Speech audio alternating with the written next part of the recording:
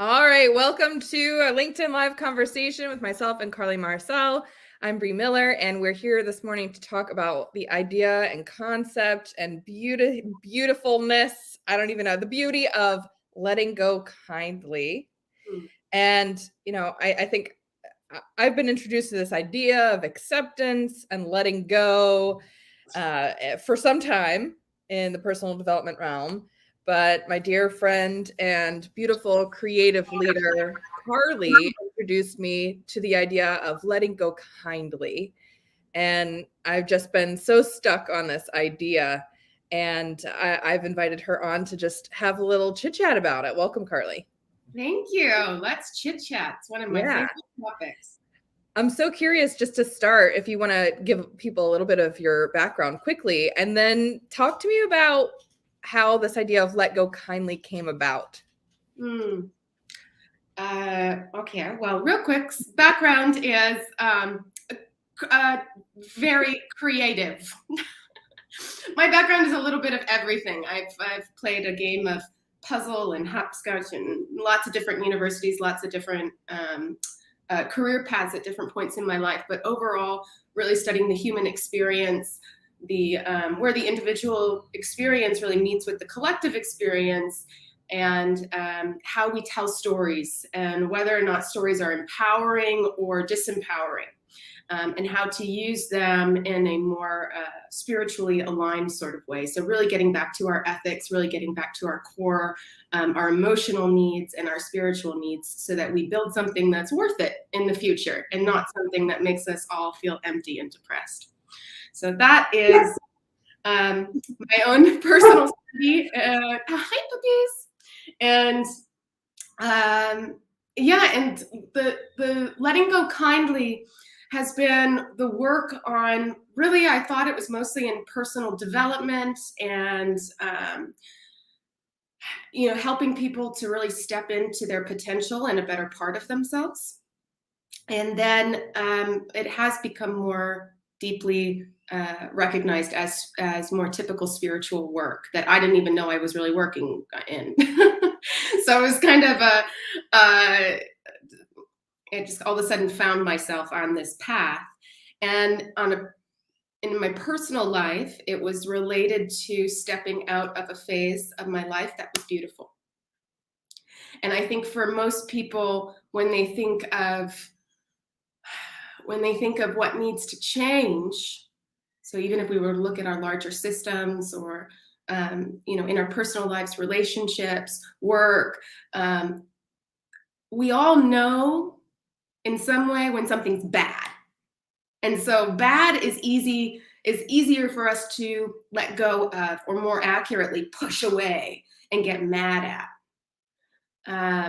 And we see a lot of that, right? Like push away of toxic people, toxic structures, but that actually, from an energetic standpoint, really doesn't work. All it does is come right back at you. And so this resistance and this push away is really not helpful. And it does not speak to the fact that oftentimes we have to shed or move on or evolve from things that actually were good or had a lot of good in them. And so how do we reconcile with that sort of dissonance? Because we've been trained to let go of bad things, but we haven't been trained that when we evolve, sometimes we have to move past things that are good. And that really good, that served an amazing purpose in life. And that was what I was going through. Was very fortunate, and I had this beautiful, beautiful, beautiful phase of my life. And I knew I was meant to kind of move. It was time to evolve, and I couldn't reconcile with that. Mm-hmm. And so the letting go kindly is what came up to kind of give the visual of almost shedding skin, and that it's something that we do together, that we recognize what we're grateful for, what we learned, the beauty of where we have been, and take that with us and allow ourselves to let go in a way that is much healthier for our energy. Thank you for sharing that. Teddy the dog and I are both very excited about what you're saying. We've got new neighbors moving in across the street, and so there's been a lot of barking at my house. So apologies. No, the puppies. I love this idea, Carley, because I think it's something that we can all resonate with. And I think a lot of times people see this in relationships, in jobs, in homes, and, like places that they're living, all these different things. There's always good to be found in something. And there's always uncertainty about what might come next. Exactly. And so I feel like it's not just the, oh my gosh, I have to hold on to this because I'm getting X, Y, and Z out of it. And it's good to a certain extent, even though I'm not fulfilled or I'm not getting what I need anymore, or I'm feeling like I hit a plateau, for example, in something, and there's no more learning happening here. Mm-hmm. There is this mystery of what's beyond. And so I feel like not only do we practice the like pushing bad things away or pushing things away that we no longer want, but we also practice the like clinging on to things, like you were saying, because this fear of the unknown. Do you want to speak into that at all? Yeah, sure. Idea. It's one of my, I didn't realize that letting go kindly was an issue because uncertainty, the unknown, actually has been something that motivates me in life. That was always something that was a little bit, I have my areas. Let's not get it. I definitely have my own areas as well. I'm like, that is a little too dark over there. Yeah.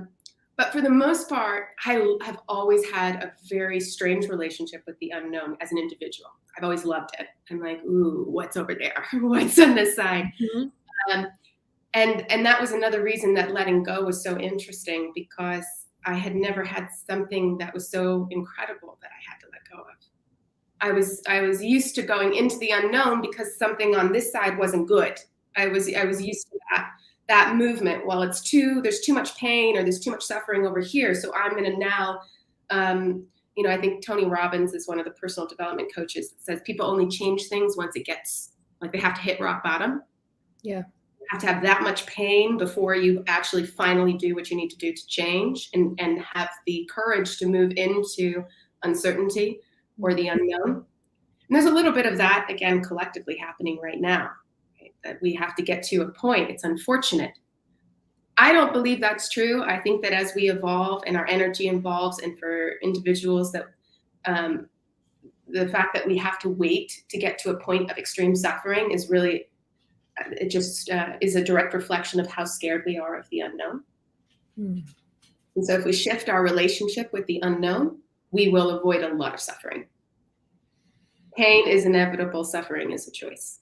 So changing our relationship with the unknown and making it into all becoming adventurers, or engaging that adventure, that explorer archetype in us, that knows, that can manage a better relationship, will help us to avoid a lot of suffering. So I think a lot of people, the unknown is all possibilities. We think of it as like this, what makes you think of that quote, the devil, we prefer the devil we know. That's how bad it is sometimes. Yeah. And you can know, and again, I think I answered it. Sorry. I've been thinking about that phrase the whole time that you've been talking. And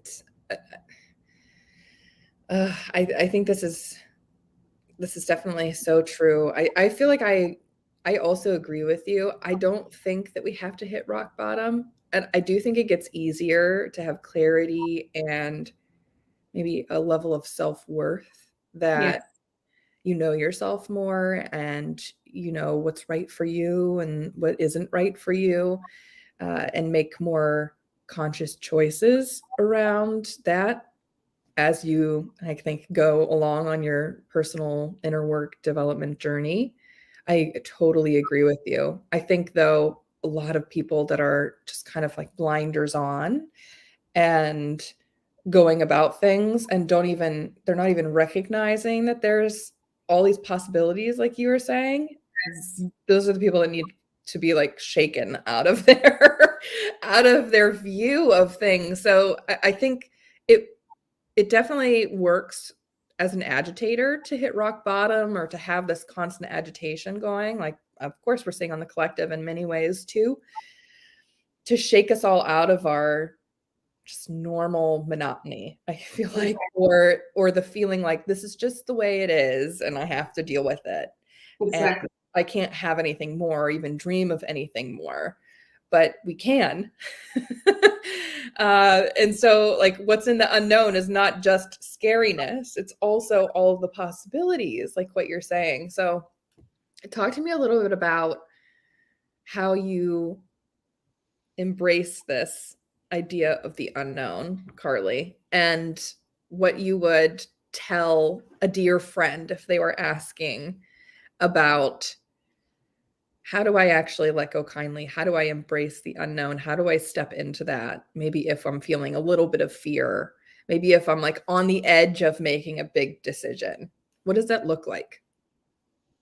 All right, I might have to back into this one slowly. So Like 6 questions. So enter in whichever angle you want. yeah. There's, just to reiterate on the, when we're going into the unknown, what we're also engaging and what comes alive within us is our creative impulse. We are creators. Each and every one of us is highly creative, capable of high creation. We are here creating every day, all of us. We're just not doing it consciously. We are not bringing awareness to the fact that our very being, every time that we breathe, every time that you encounter somebody outside, every time that you go to the grocery store, that you go to work, that you go to meet up with your family, your energy is creating a reality. And what we're living in currently, most of the time, is that our creativity, that creative impulse, has actually been completely stifled. It's not taught.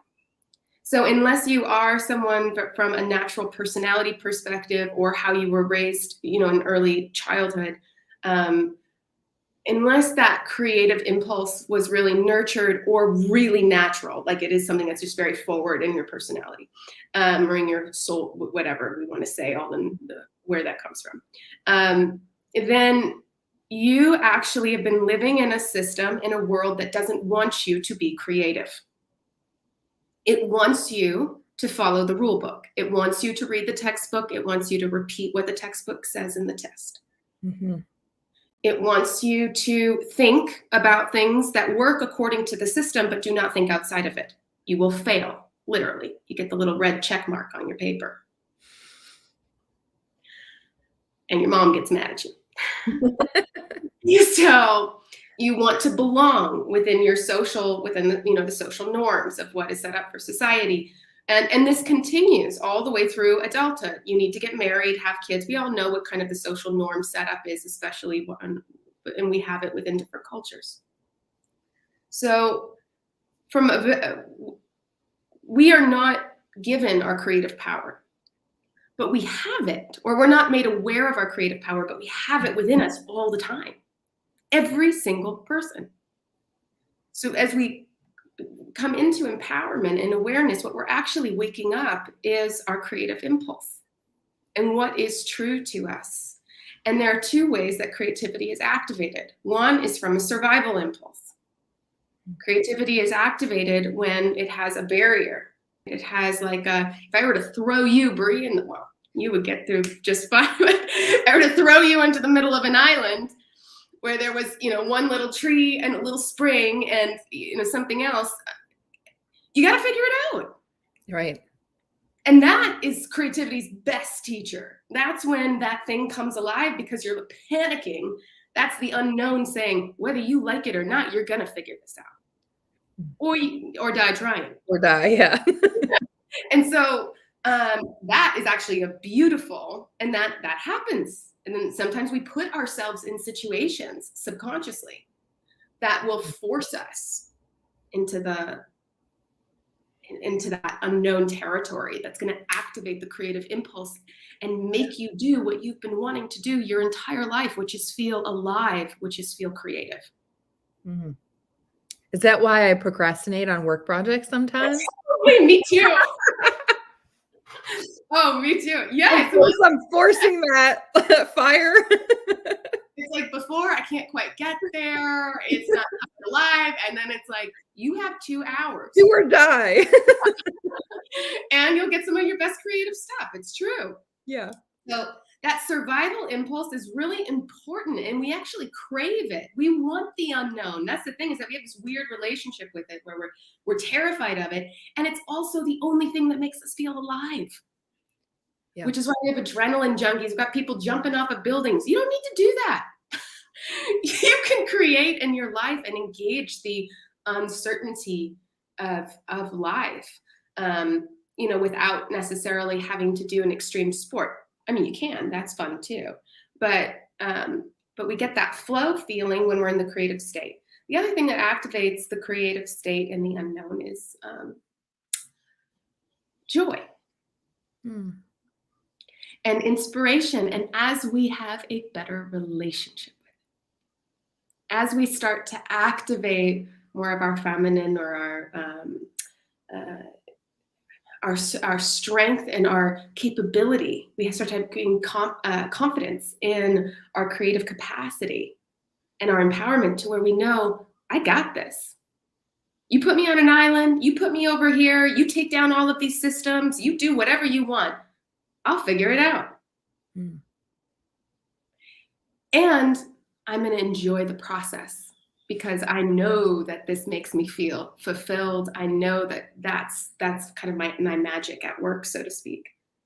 We'll find a lot of high creators, innovators, artists for sure. But, creativity embodies our entire existence. But in more traditional places like the creative arts or tech innovation, that sort of thing, you'll find a lot of high innovators put themselves in, like, have that kind of risk mentality, right? It's like, let's just do it. Like, make it harder. And there's a reason that happens, because it's activating that creative impulse. It's giving it less and less options so that it has to work outside of all of the boxes.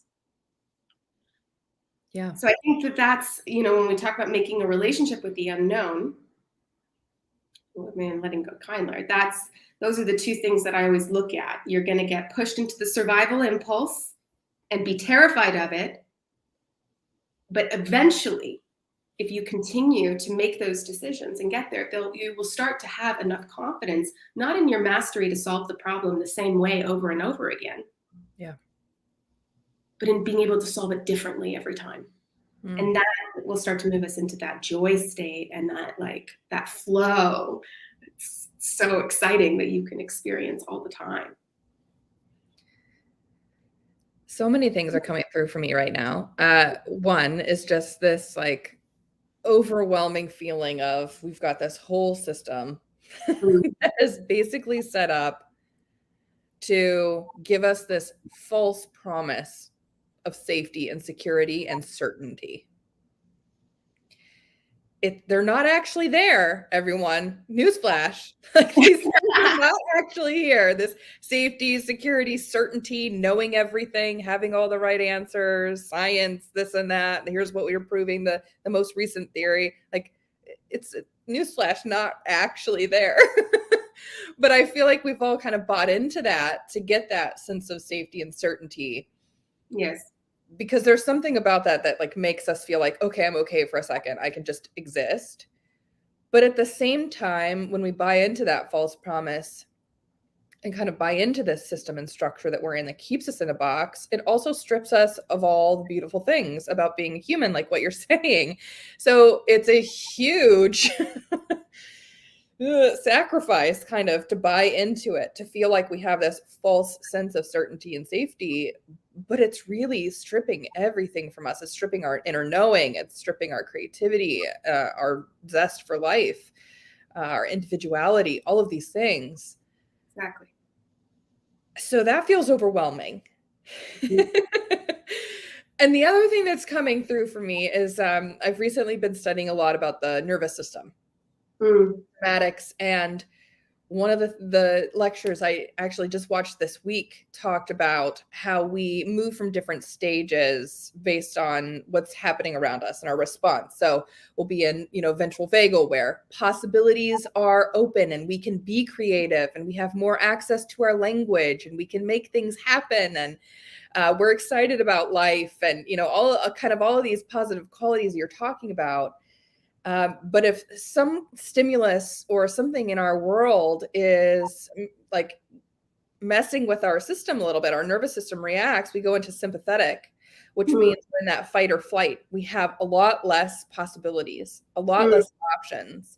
We are kind of moving from the ego there and reacting instead of responding. And then even below that is this like the dorsal vagal state, which is where we kind of go into dissociation and shut down. And there's kind of like despair lives there. And I feel like as a collective, I see a lot of people and their nervous systems, rightly so, triggering them in those states of fight or flight, of freeze. And in those states, we don't have access to creativity. We don't have access to possibilities. So this is a big question on winging your way. But what do we do as a collective when everyone's nervous system is so overwhelmed that we can't even see the possibilities or feel like we can be creative, even if the space exists? Is that an easy question for me to serve up to you at 10 a.m.? I'm gonna cry. It's gonna be that is a big, a fantastic question, and exactly where we are, a very big question. And I think my answer is equally strange and big. Bring it. There's a lot in spiritual development. One of the big questions and where kind of the root of fear is the fear of extinction. The fear of death itself. And I recently had a friend ask me, if you were to help people to become more creatively stable at this point in all of this disruption, that's doing exactly as you said, that's narrowing our focus even more than it was before. That is terrifying us. Everything's going to kill you. Like everything is, I mean, it's it is the ultimate test. It is the ultimate test for our creative existence, for our hearts, and for each individual. And I'm not saying it's an easy test. It's not at all. But when that question was asked, what are the 3 things that you do? The first thing that I said is overcome your fear of death. And that's a huge, I know we're on a work thing, but that's really what it comes down to. You can't really move a lot further until there is an acceptance of what to a certain degree is inevitable and happening. And it's a beautiful thing. Again, it's this horrible relationship that we have with the end. And that's why we have such a bad relationship with the unknown and uncertainty. It's because it eventually goes, what if I'm alone? What if I lose everything? What if I'm on the ground? What if I die? And it's like, well, release that. That's happening. It's just a matter of when. And it's okay. That's part of what makes life. Let's focus on living. Let's focus on what we're actually here to do, which is exist.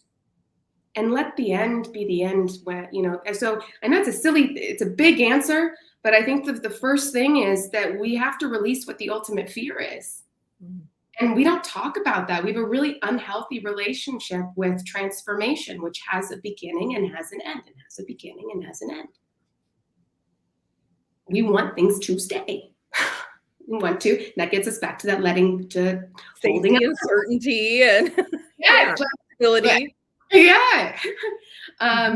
So yeah, my first thing was dealing with the fact that we have to face that. And I think that as a society and as a collective, we're facing a lot of ends right now. And that is terrifying people. And so the question isn't how do we avoid it or how do we you know, stop telling ourselves that that's what's happening. I think, how do you accept it? And Right. now what? Now what? Accept it. And now let's refocus and let's have a healthier relationship to what that means and what we can do. And then from that point, there's other things creatively that we can come to. But I think that's the big thing in today's setting is, this is always the ultimate test. So I think it's start asking yourself and start looking, have a relationship with yourself, with your human philosophy, with your existence. We can't fix our structures, our systems, our jobs, our families, all of these things that we like to look at that are kind of on the top. And I'm not saying that they're not important, they're incredibly important, but they're really all the little details. And we can't fix all of this or allow this to fix itself until we get to the root thing. So that's my crazy big answer. Yeah. I don't know if that resonates. Did you hear that, people? Make friends with death. And what I would summarize as work on your own shit. Make friends with death, work on your own shit. Full stop. Yeah. And that is the letting go. I mean, yeah, it's big and silly, but I think that's why these moments in time and hitting the rock bottom as individuals pushes us into some sort of spiritual quest. Mm-hmm. Because we recognize that there's no avoiding that. And we've been living in a society that's safe, secure, and this is that, and I can make you into a robot, and maybe you don't even have to die. So this is the reality of what we've been set up, and especially for the last 100 years, is that we've really been building the security of our ego, mm-hmm. and not facing our deeper humanity. And that's what we're all craving right now, and why we're seeing this emotional disruption. Yeah. In addition to the system, like the systems disruption, but we're seeing people screaming and wanting deep, because they don't feel connected to their lives anymore. Yes. Huge spiritual crisis. Huge spiritual crisis. Huge spiritual crisis. Yeah. And that's what's needed. Honestly, that's when we have breakthroughs. Yeah. Sometimes we have to get pushed to the bottom. And that's in a little bit kind of for different individuals. We're all being forced to do that. And collectively, we're being forced to do that. Yeah. There's no more time to push it off. So, Carley, for the past several weeks, you've been leading myself and another friend through a conversation for awakening extraordinary creative leadership. And I want to offer you some time to talk about that a little bit if you'd like to, because I know you have intentions of bringing it to the public sometime soon. I don't know how much certainty you have around how or when that will happen. We talk about certainty, but I'd love for you to just share a little bit about what's inspired you to do that and how the project is coming along. Thanks, Bree. It's been coming along slowly. Yeah. But the reason that I did this journey was for the sake of this conversation, is to learn, because we've been deprived of this spiritual quest for so long, and so many of us, like myself included, I had a very poor relationship and still do. I'm not a religious person. I have many problems in that. And so I kind of felt like my only way to be spiritual was to be in religion, and that wasn't something that worked for me. And so I wasn't able to really expand into a lot of that until I started. What I really had to do is develop a relationship with myself, and then really get out of myself and develop a relationship with the unknown. Mm-hmm. And that this journey was really originally about helping people to create work, like find something that's creatively meaningful for you that you can then start a business and feel more empowered creatively. And of course, as I started in the last 3 years of synthesizing and intuiting, and it became very clear that this was much deeper than that, and that there was a larger picture at play, and a topic that I think some of us are ready for and like ready to dive into. And what I wanted was to make it gentle and practical, because I think that the process of awakening is a life that we're always doing it. But right now we are going through an acceleration. Mm-hmm. And that acceleration is what I call the age of human disruption. And that is kind of our collective breakdown and our individual breaks down to where we get to the core. We go back into what really matters and developing a relationship with that. And then we can have systems and stories that embody our conscience, expand consciousness and embody our conscience, which we don't have currently at all. And we all make excuses for those systems to continue.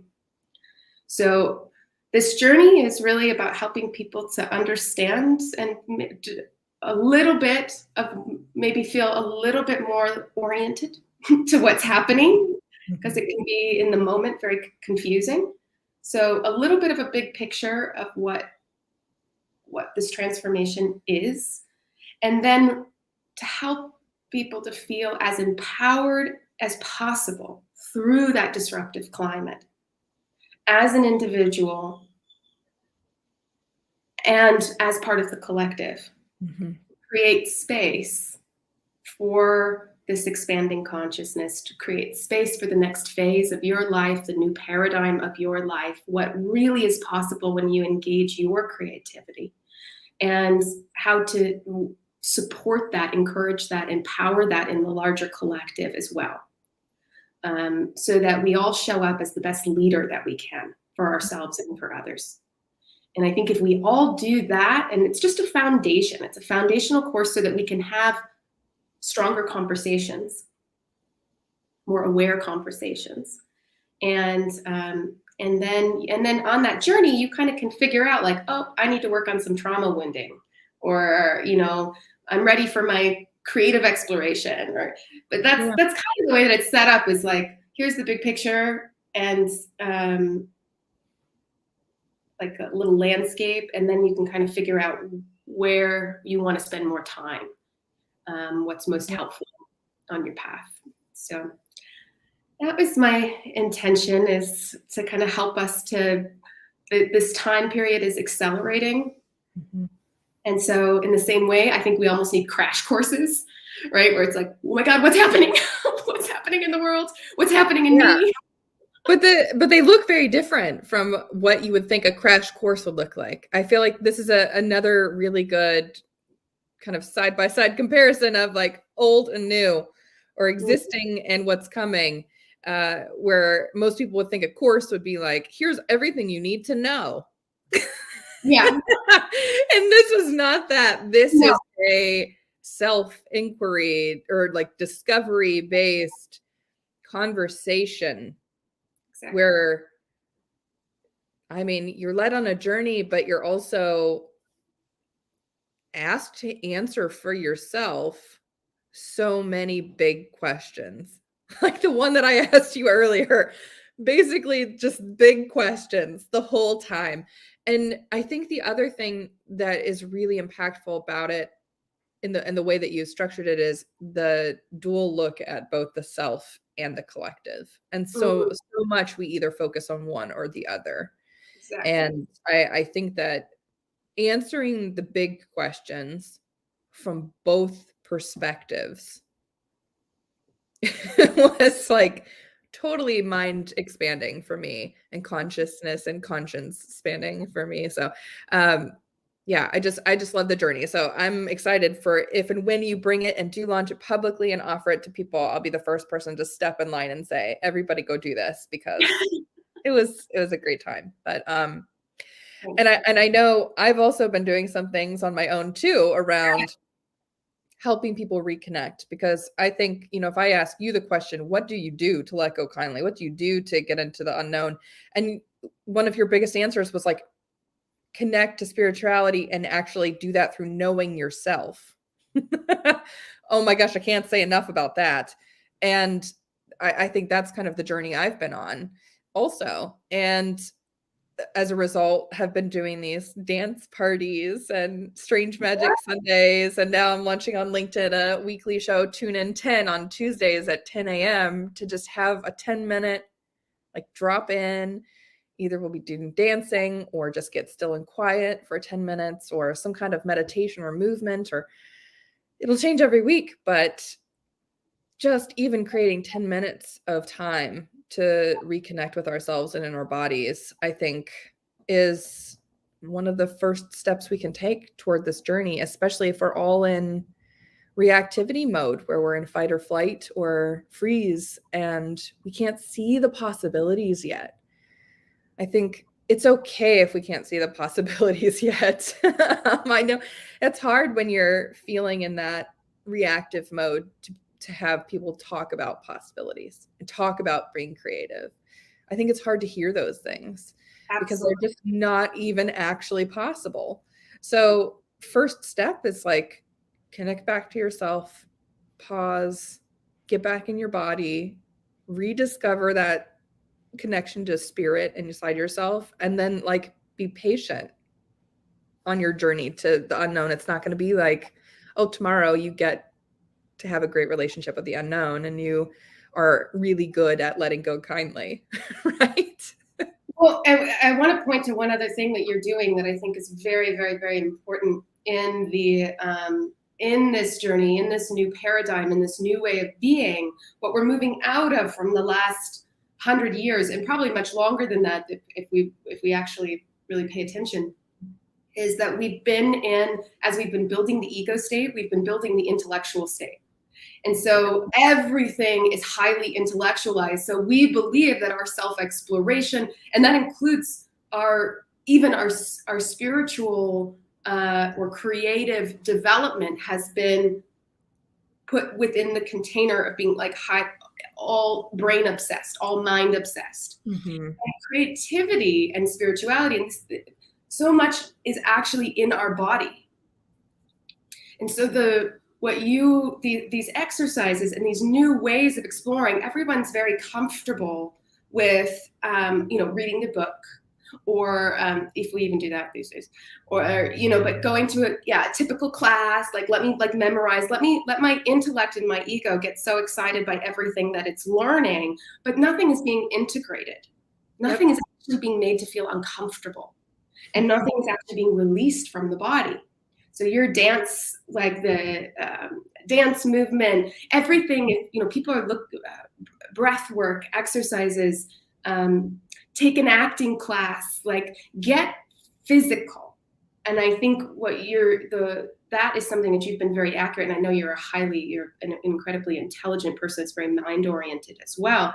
And so you putting that into your physical work and finding those truths and that self-exploration through the body and helping other people to do that as well is so important in this shift. Yeah. Because we're so in love with our mind, and our mind is what's blocking us right now.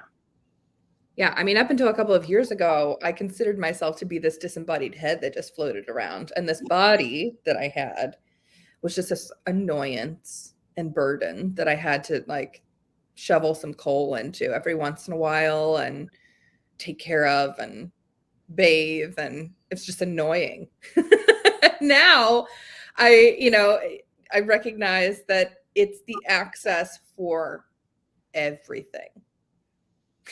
And so it's not only not a burden, it's the huge opportunity and gift. And how do we reconnect with that? And oh my gosh, okay, that's a separate conversation. We'll have it another date.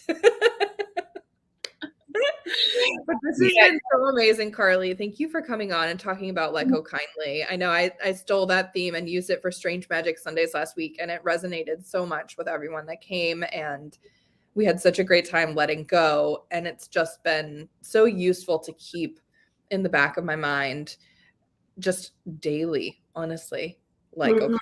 So thank you so much for your words and all of your thinking and your creativity. Thanks for joining me. Thanks for having me, Bree. I'm excited to see all of the 10-minute, all of the LinkedIn breathing, breath work. I hope everybody tune yeah, in. do something out of the box and have fun with it. I'm really glad that you're doing all of that. Thank you. Thank you. And hopefully we'll get together soon on here again and talk about all of the things we didn't get to today. Yeah. All right. Thanks everyone for tuning in. We'll see you soon.